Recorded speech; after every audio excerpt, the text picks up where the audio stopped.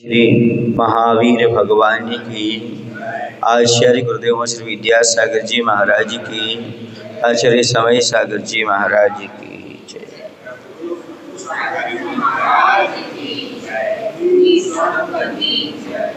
दो शब्द प्रचलन में बहुत आते हैं।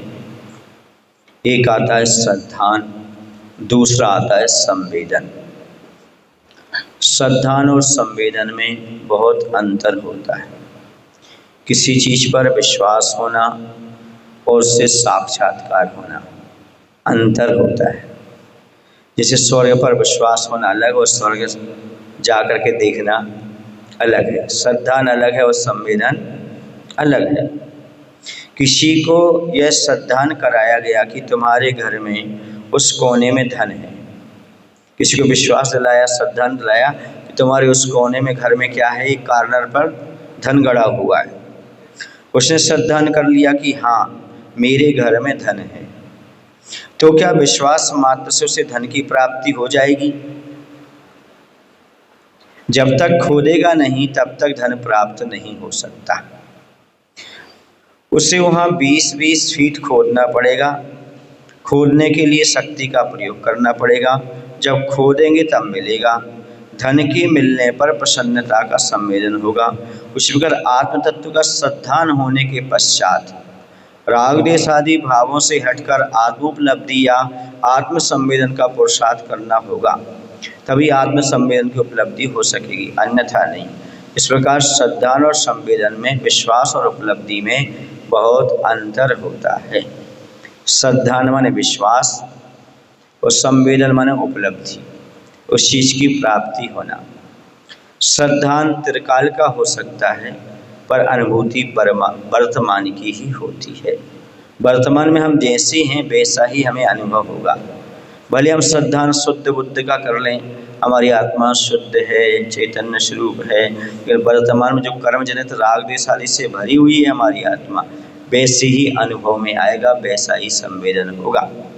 समझ गए? आज जिसने बहुत अच्छा एग्जाम्पल दिया, जैसे किसी को विश्वास दिलाया, श्रद्धान दिलाया कि तुम्हारे घर की कार्नर में धन गड़ा है, तो क्या उसी समय वो धनी हो जाएगा?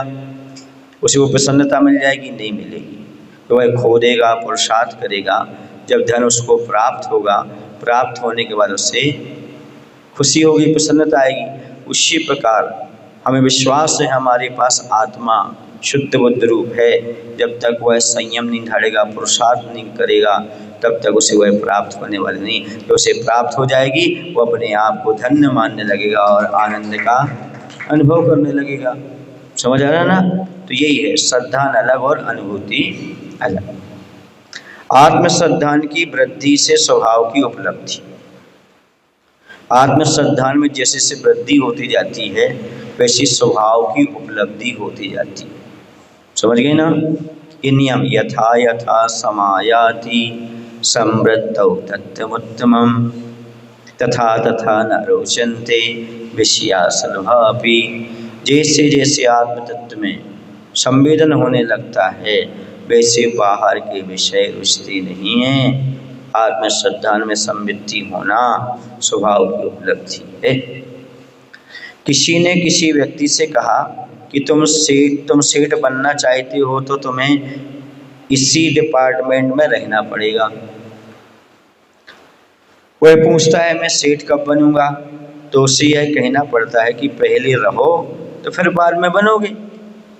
वह पुनः पूछता है कि कब तक बढ़ेंगे हम? तो उसे एक समय सीमा बताई जाती है, तब फिर वह कार्य करने लग जाता है। फलतः एक दिन सेठ भी बन जाता है।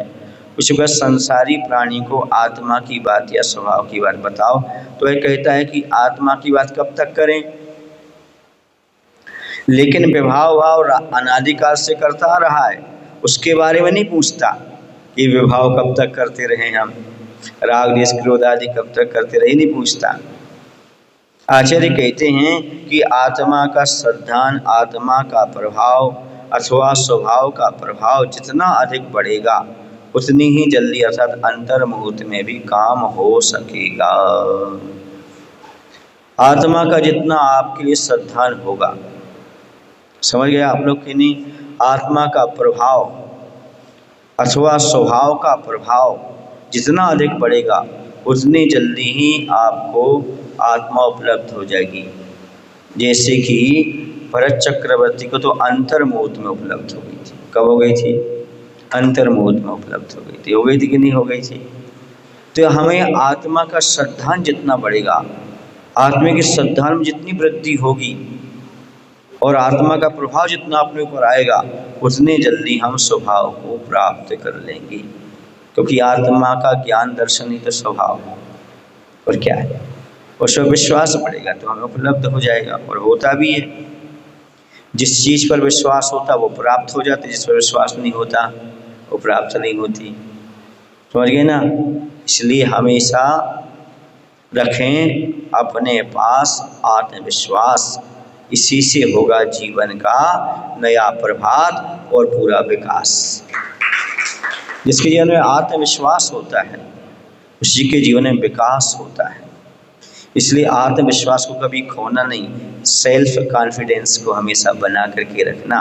तो सफलता सक्सेस आपसे कभी दूर नहीं जा सकती। जल्दी से जल्दी आप सफल हो जाएंगे। जितने अच्छा आपका आत्मविश्वास होगा उतनी जल्दी आपको सफलता प्राप्त होगी। अब आचार्य कहते हैं कि आत्म पुरुषार्थ से राग देश आदि से मुक्ति। राग देश ऐसा नहीं छूटता, अनादिकाल से है, अभी तक नहीं छूटा, आगे कैसे छूटेगा? तो राग देश को छोड़ने के लिए आत्म पुरुषार्थ की जरूरत पड़ती है। आत्मा के पुरुषार्थ को जगाओगे तभी आप राग देश से मुक्ति प्राप्त कर पाओगे। और आत्मा का पुरुषार्थ संयम धारण करने में है। रागत देश निवृत्ति चरणम प्रतिपद्यते साधु। राग देश को छोड़ना चाहते हो तो सबसे पहले साधु की शरण में आओ, उसके बाद साधु का आचरण अर्थात संयम को स्वीकार करो, चारित्र को स्वीकार करो, तभी राग देश से मुक्त हो सकते हो, अन्यथा नहीं। संसारी प्राणी संयम के बिना राग देश से हट नहीं सकता। हाँ, भरत चक्रवर्ती राग देश के कारण अपने भाई पर चक्र चला सकता है, राजपाट के कारण। हाँ, तो असंयम की दशा ऐसी होती है। असंयमी मरने और मारने से नहीं चूकता, स्वयं भी मर जाता है और दूसरे को मार देता है। लेकिन संयमी स्वयं तो मर सकता है पर किसी को मार नहीं सकता। यही तो राग देश का अभाव है। मारना ही तो राग देश है, हटाना, ये करना वो करना, और जी नहीं है तो राग देश का अभाव हो गया। शांति प्राप्ति के लिए बाहुबली और भरत के बीच में युद्ध करवाने का निर्णय लिया गया था। शांति हो जाए, क्योंकि उसकी विजय भंग हो गई थी भरत चक्रवर्ती की। कौन मुझे सिर नहीं झुका रहा, कौन मेरी अधीनता स्वीकार नहीं कर रहा, क्योंकि भरत 6 खंड का अधिपति।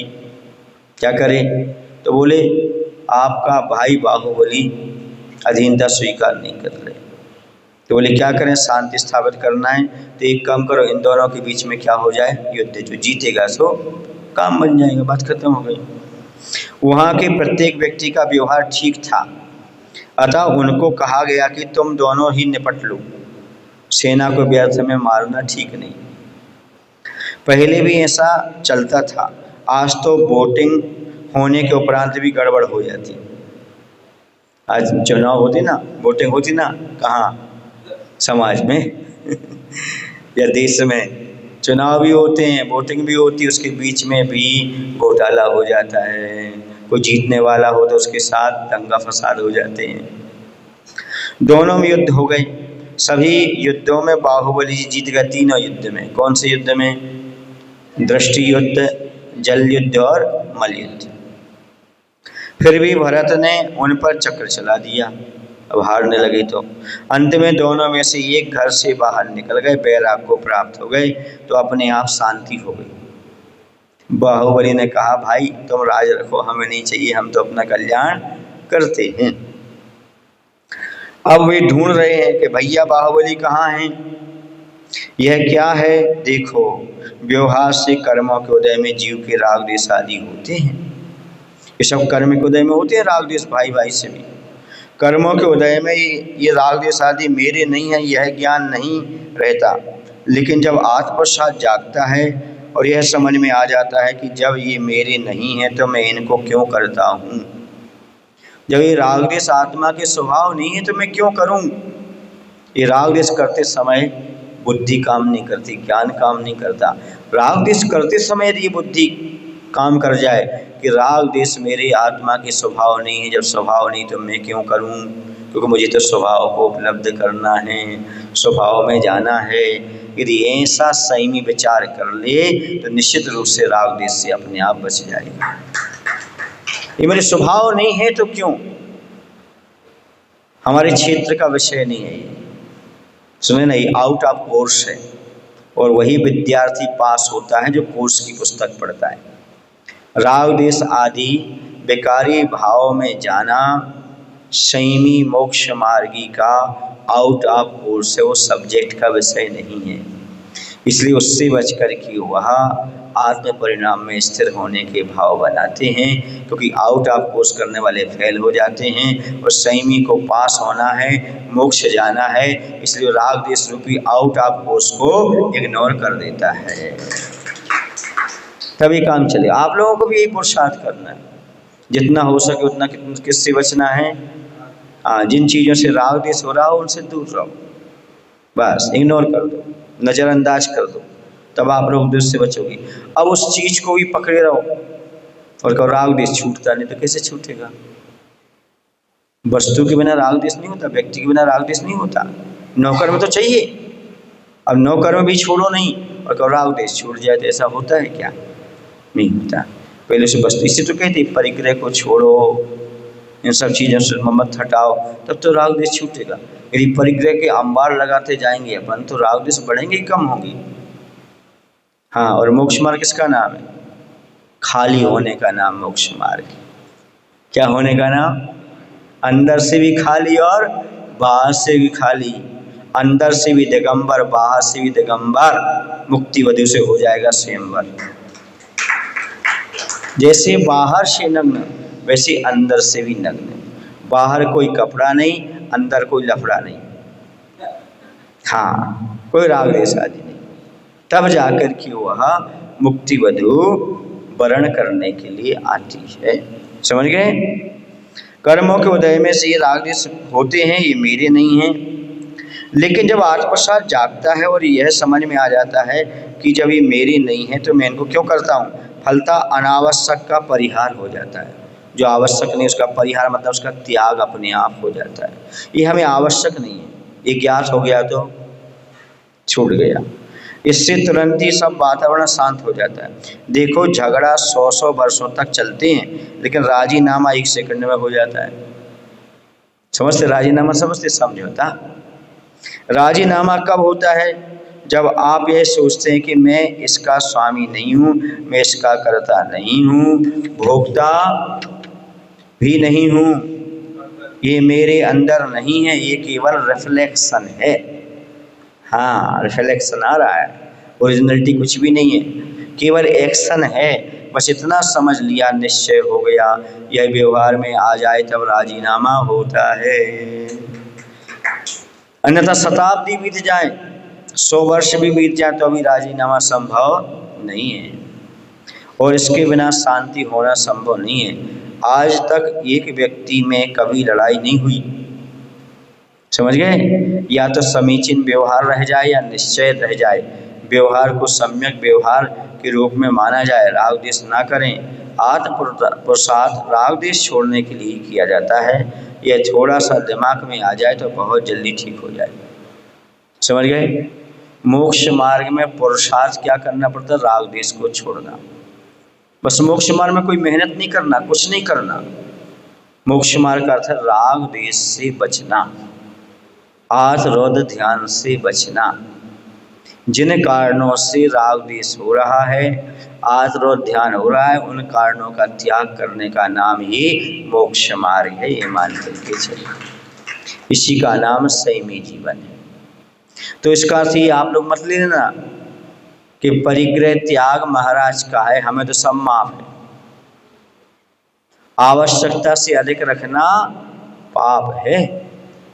किससे अधिक रखना, हाँ, आप लोगों के लिए परिग्रह की परिभाषा क्या बनती, आवश्यकता से अधिक परिग्रह आपके लिए पाप है, ये मत समझ, नहीं तो महाराज को है, हमें तो सब माफ है। ऐसा तो नहीं सोच लिया आप लोगों ने कि परिग्रह का त्याग करना तो महाराज जी के लिए, हमें तो सब माफ है, हमारा कौन संयम है, हमारा कौन ये है, ये मत समझना। क्योंकि बहुत आरंभ परिग्रह नरक आयु के आश्रय का कारण है। नरक जाने से बचना है, कितने लोगों को बचना नरक जाने से? सबको बचना है, पर परिग्रह भी उतना रखो तो कैसे करोगे? लोभ पाप को बाप बखाना, घर में भरा है पूरा खजाना। मंदिर में क्या बोलते हैं? लोभ पाप को बाप बखाना, और घर में भरा है पूरा खजाना। मंदिर पढ़ने से क्या होगा? अंदर से उसका भाव वासन होना चाहिए। ये परिग्रह राग देश के कारण है। परिग्रह क्यों छोड़ा जाता है? राग देश से छूटने के लिए। अब चाहे वो चेतन परिग्रह चाहे चेतन परिग्रह, मम इदम अभिप्राय मात्रम व परिग्रह, ये मेरा है ऐसा भाव ही तो परिग्रह है। चाहे वो शरीर भी क्यों ना हो, वही परिग्रह हो जाता है। एक दूसरे को परिग्रह हो जाते हैं, पति पत्नी एक दूसरे को परिग्रह है, सचित्त परिग्रह, चेतन परिग्रह। समझ आ रहा? ये सब परिग्रह हैं। समझ आ गया आपको? इसलिए थोड़ा सा दिमाग में आ जाए कि आत्म पुरुषार्थ राग देश को छोड़ने का है और कुछ नहीं। मोक्ष मार्ग किसका नाम है? राग मत करो, द्वेष मत करो। शिवभूति मुनिराज के लिए कितना बताया था? उनके गुरु ने उन्हें नवकर्मंथ सिखाया, उन्हें नवकर्मंथ याद नहीं हुआ। उन्होंने कहा मारुस मातुस, ये मंत्र याद कर लो, राग मत करो, द्वेष मत करो। चलो इतने ही सीख लो, ये मंत्र बहुत।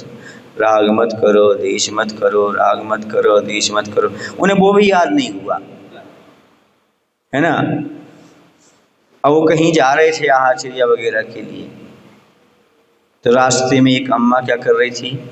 उड़द की दाल फटक रही थी सूप से, तो उन्होंने सूत्र को क्या बना दिया? मार उसको मात उसको तुस मास भिन्नम, जैसे दाल से छिलका भिन्न है वैसे ये शरीर आदि मेरी आत्मा से भिन्न है। बोले उनको कुछ हुआ, केवल ज्ञान की प्राप्ति। समझ गए? हाँ, बिना बोले भी छोड़ा जा सकता है। अंदर से भाव भाषण हो, मुझे राग नहीं करना, मुझे द्वेष नहीं करना, ये सारे पर पदार्थ मेरी आत्मा से पृथक हैं, ये शरीर भी आत्मा से पृथक है। ऐसा भाव जब जीव के अंदर उत्पन्न होता है, ये वेद विज्ञान जब उत्पन्न होता है, तो निश्चित रूप से राग देश अपने आप छूट जाता है। राग किसका नाम है? आकर्षण। देश किसका नाम है? विकर्षण। जब मेरा कुछ था ही नहीं तो क्या मैंने छोड़ा, और संसार में कुछ मेरा है नहीं तो किससे ग्रहण करूं? समझ आ गया? ऐसा भाव अंदर आना चाहिए, तभी राग देश छूटेगा, वरना राग देश से तो बच ही नहीं सकते। इसे तो कहा है राग देश को छोड़ने के लिए चारित्र स्वीकार करना ही पड़ेगा, बिल्कुल, वरना छूटने वाला नहीं। छायक सम्य दृष्टि भी क्यों ना हो, उसका राग देश भी जब भी छूटेगा तब चारित्र को स्वीकार करना ही पड़ेगा। बिना चारित्र के राग देश छोड़ नहीं सकता। मोह तिमरा बहरणे संज्ञान बोल अवाप्त संज्ञाना, सुने? मोह रूपी तिमिर का अपहरण हो गया, है ना? सम्यक ज्ञानी संज्ञा भी मिल गई, लेकिन राग देश निवृत्ति चरणम प्रतिपत्ति साधु, राग देश की निवृत्ति के लिए चरित्र की शरण में आना ही पड़ता है, चारित्र को स्वीकार करना ही पड़ता है। ये 47 नंबर का श्लोक है, जहाँ तक शाब्काचार्य ग्रंथ में वो कहते इस श्लोक को पढ़ लो, तुम 47 में स्वतंत्र हो जाओगे। जैसे तुम्हारा भारत देश 47 में स्वतंत्र हुआ था, इस 47 नंबर के श्लोक पढ़ लो, तुम भी स्वतंत्र हो जाओगे, राग देश से मुक्त हो जाओगे। क्योंकि सबसे बड़ी गुलामी किसकी है? राग देश की। अच्छा बुरा, अच्छा बुरा, अच्छा बुरा, 24 घंटे अच्छा बुरा, अच्छा बुरा।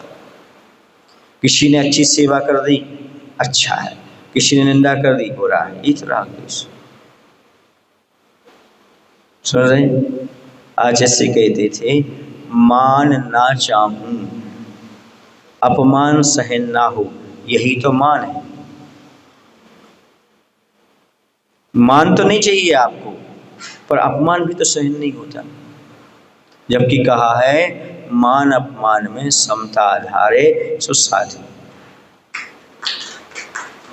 निंदा प्रशंसा सम सत्तु बंधुवं को समसह दुखो प्रशंस निंद समो समनोटु कंचनो मुन जीवित मरणे समो समणो।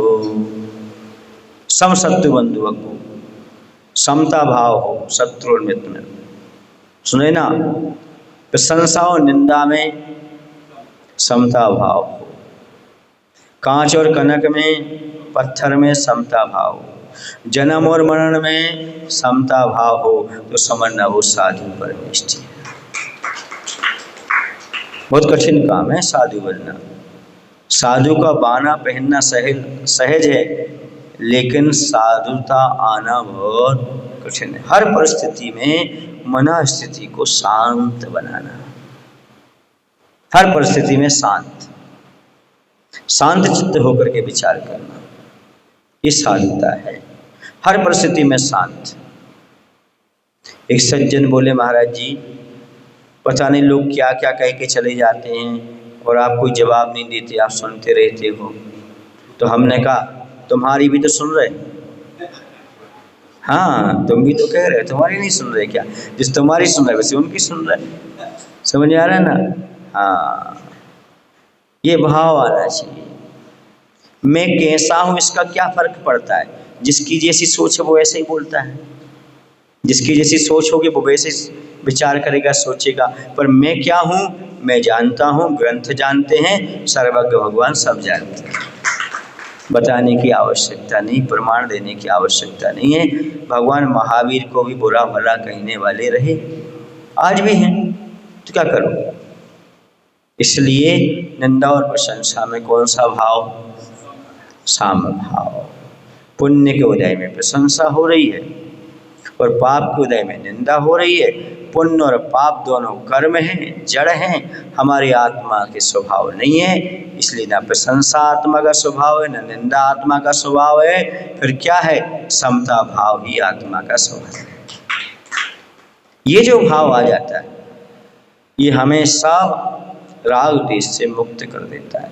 कौन दुश्मन, कौन मित्र, कौन अपना, कौन पराया, 4 दिन का मेला है।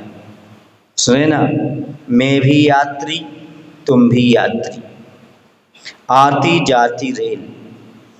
मैं भी यात्री, तुम भी यात्री, आती जाती रेल, सबका सबके गांव तक, सबका सबसे मेल। आप लोग यात्रा करते ना ट्रेन में, तो कुछ दिन बैठ जाते हो, एक दूसरे से चर्चा हो जाती है, मोबाइल नंबर ले लेते हो, भोजन पानी शेयर कर लेते हो, पर जिसका स्टेशन आता है तो वो उतर जाता है। समझ गए ना? किसी का 40 किलोमीटर, किसी का 50 किलोमीटर, किसी 60 किलोमीटर, ऐसे किसी का 40 की आयु में, किसी का 50 की आयु में, किसी की 100 की आयु में, सबका स्टेशन आएगा और उतरते चले जाएंगे। तुम भी यात्री, हम भी यात्री। और अपन तो किसी से पैर नहीं रखते। पूछो क्यों? पूछना क्यों? अरे कोई अपना हो तो पैर रखो, गैर से क्या पैर? गैर लगाओ और आगे बढ़ जाओ। समझ गए? अपना गैर लगाओ और आगे निकल जाओ। जब तक हैं तब तक राग द्वेष से रहित होकर के जीवन निकले। अब राग आदि रूप नशे से छुटकारा। राग द्वेष भी नशा है। हाँ, जैसे शराबी को 1-2 बार दिन में क्या चाहिए? बाटल चाहिए। वैसे जिसको राग द्वेष की आदत पड़ी, उसे कुछ ना कुछ निमित्त चाहिए राग द्वेष करने के लिए। किसी न किसी से झगड़ा करने के लिए कोई ना कोई निमित्त चाहिए, चिल्लाने के लिए निमित्त चाहिए, बुरा भला कहने के लिए निमित्त चाहिए। क्योंकि क्या है? राग द्वेष भी नशा है। शराब की बोतल को आज तक किसी ने शराबी नहीं कहा। हाँ, जबकि बोतल में शराब भरी रहती है, बोतल कभी नाचती नहीं, लेकिन शराब का नाम लेते ही व्यक्ति नाचने लगता है।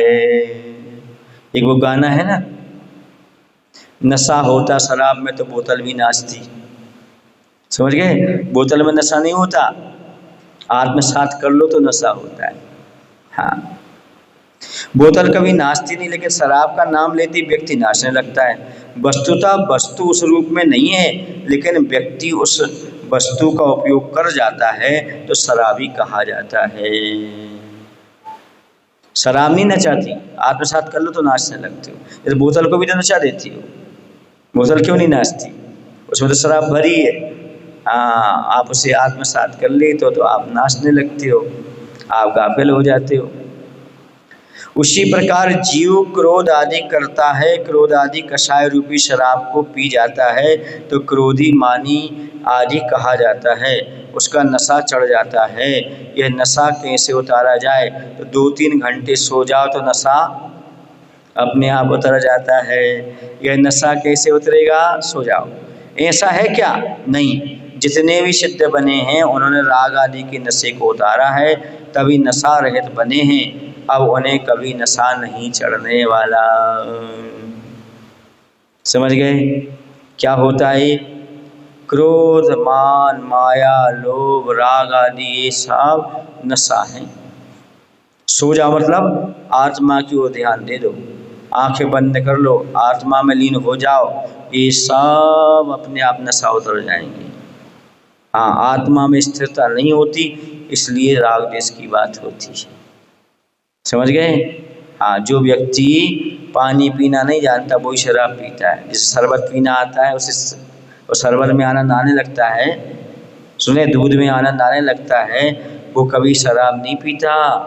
ऐसे जिसे आत्मा में आनंद आने लगता है वो राग द्वेष क्रोध आदि को स्वीकार नहीं करता। वही समझते तो त्यागने योग्य चीज़ है, इसे क्या करना। समझ आ रहा है? हाँ, क्योंकि राग द्वेष मोह आदि शराब से भी खतरनाक है। शराब एक व्यक्ति का नुकसान करता है, पर राग द्वेष मोह अपना भी नुकसान करते हैं और जिस पर किए जा रहे हैं उसका भी नुकसान कर सकते हैं, क्रोध आदि। इसलिए इनसे बचने का प्रयास करना चाहिए। एक बार आचार्य जी ने हम लोगों को बताया कि जो सभ्य लोग होते हैं, कुलवान लोग होते हैं, चारित्रवान ग्रस्त होते हैं, वो शराब तो कभी पीते ही नहीं हैं, शराबी के पास भी नहीं बैठते। शराब कभी नहीं पीते और शराबी के पास भी नहीं बैठते। वैसे जो सच्चे मुनि होते हैं वो राग द्वेष तो करते नहीं, मोह तो करते नहीं, और राग द्वेषी मोही के पास भी नहीं बैठते। शराबी से बचते हो तो शराब से बचो, मोह से बचते हो तो मोहियों से बचो, राग द्वेष से नहीं। तरह ये आपको अपनी चपेट में लिए बिना रहेंगे नहीं। शराबी के पास बैठोगे तो शराबी बना देगा और मोही के पास बैठो तो मोही बना देगा, राग द्वेष बना। इसलिए इन लोगों से दूर रहना चाहिए। समझ आ रहा ना? तभी आप राग द्वेष और मोह से बच पाओगे। धन्य गुरु महाराज जो हम लोगों को मोक्ष मार्ग की निरंतर शिक्षा देते रहे। बिल्कुल, शराबी से बचते हो, शराब से बचते हो, शराबी से बचो। ऐसे राग द्वेष से बच रहे तो रागी द्वेषी से बचो, मोह से बचा तो मोह से बचो, वरना मोह हुए बना नहीं रहता, राग द्वेष हुए बना नहीं रहता। क्योंकि जिसके पास है वो वही तो देगा। वीतरागी के पास बैठो तो वीतरागता मिलेगी, रागी के पास बैठोगे तो बताओ आप क्या दोगे महाराज के पास? आप आकर के बैठोगे, महाराज श्री नमोस्तु, कैसे हैं आप? ठीक, रत्नत्रय ठीक है। इसके बाद क्या चर्चा हो जाएगी? महाराज आपने दूध क्यों नहीं लिया था आज? महाराज आप चौके से क्यों लौट गए थे? महाराज हमारा वो बेटा है ना, उसको आशीर्वाद दे दूँ ना, उसको ऐसा हो जाए ऐसा। क्या राग द्वेष के लिए करेगा क्या वो चर्चा? बोलो ना। वो तत्व चर्चा तो आती नहीं है उसको। आप कहोगे तो इग्नोर करेगा आपकी बात को, आप समझाओगे हाँ हाँ हाँ हाँ हाँ हाँ, वो सामान उठाने लगेगा, यहाँ वहाँ भागने लगेगा, ये करने लगेगा। बोलो मुझे जाना है, उसको पसंद नहीं आती। क्योंकि शराबी का दिमाग स्थिर नहीं होता, ऐसे ही मोही का दिमाग स्थिर, उसकी सुनो तो अच्छा है। हाँ, वो अपनी सुनाएगा भर, आप कुछ कहोगे हाँ हाँ हाँ हाँ, टालता जाएगा। शराबी जैसी उसकी स्थिति हो जाती। समझ आ रहा है ना? इसलिए जैसे शराब से बचते वैसे शराबी से बचो। ऐसे मोह से बचते हो तो मोहियों से भी बचो, क्योंकि शराबी के पास बैठोगे तो शराबी समझ लेगा जमाना, और आग के पास बैठोगे तो एक दिन कपड़े जलाकर उठोगे। समझ गए ना? इसलिए शराबी से दूर रहो। शराबी के पास बैठ कर के यदि तुम, शराबी है कोई, उसके पास बैठ कर के दूध भी पियोगे तो लोग कहेंगे भैया ये शराब पी रहा था। हाँ, इसलिए मोहियों के पास अच्छी चर्चा भी करोगे तो लोग क्या कहेंगे, अरे ये तो बिल्कुल इन्हीं के बीच में लगे रहते हैं, इन्हीं से बातें करते रहते हैं। होता कि नहीं होता है? हाँ, भले तुम अच्छी बात कर रहे हो, वो धारणा में वैसे ही रहता है। समझ गए ना? इसलिए ज़्यादा मोहियों को समय देने की आवश्यकता नहीं है। 3 टाइम समय दे रहे हैं, सुबह प्रवचन सुनो, दोपहर में स्वाध्याय, शाम को भक्ति करो, बाकी आशीर्वाद है। हाँ, यदि तुम्हें निर्मोही बनना हो तो बात करो, मोहियों से ज़्यादा अटैचमेंट करने की आवश्यकता नहीं है। बोले महावीर भगवान की जय। आचार्य गुरुदेव श्री विद्यासागर जी महाराज की जय। हे प्रभु, हम सभी को इतनी शक्ति, इतनी बुद्धि देने की कृपा करो ताकि हम सभी लोग राग देश को छोड़ सकें, मोह और मोही से ऊपर उठ सकें। नमोस्तु भगवान, नमोस्तु।